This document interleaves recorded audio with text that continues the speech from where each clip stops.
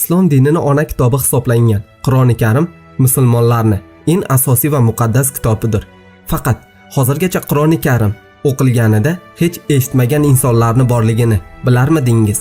İlk marotaba eshitganliklarida qanday holatga tushadilar?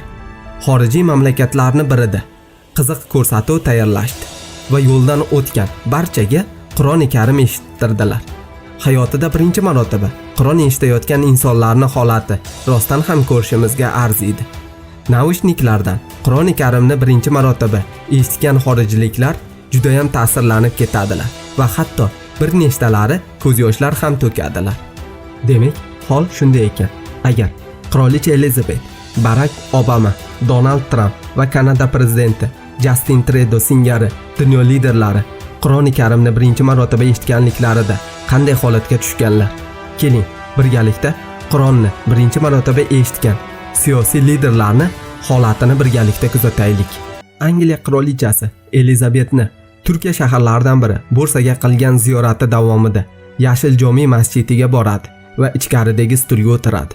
Shundan keyin Qur'oni Karimdagi Rahmon surasini 10 daqiqa davomida eshitadi. Qirolichaning o'sha damlardagi holati kameralarga aniq va ravshan ko'rinmoqda.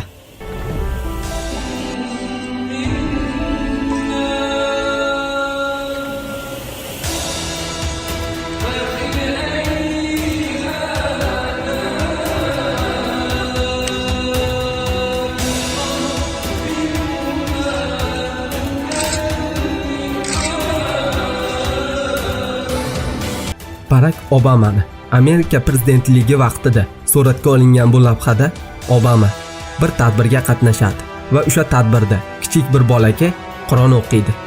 2012-yildagi maktabga bo'lgan qo'poruvchilik natijasida halok bo'lganlar xotirasiga o'qilgan duoni Barack Obama hurmat va ehtirom ko'rsatgan holda eshitib o'tirmoqda.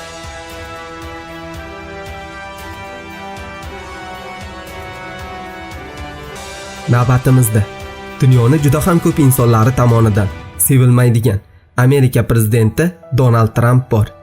Amerikada o'tkazilgan tadbirga ayoli bilan qatnashgan Trump Qur'oni Karimni eshitishga majbur bo'lib qoladi.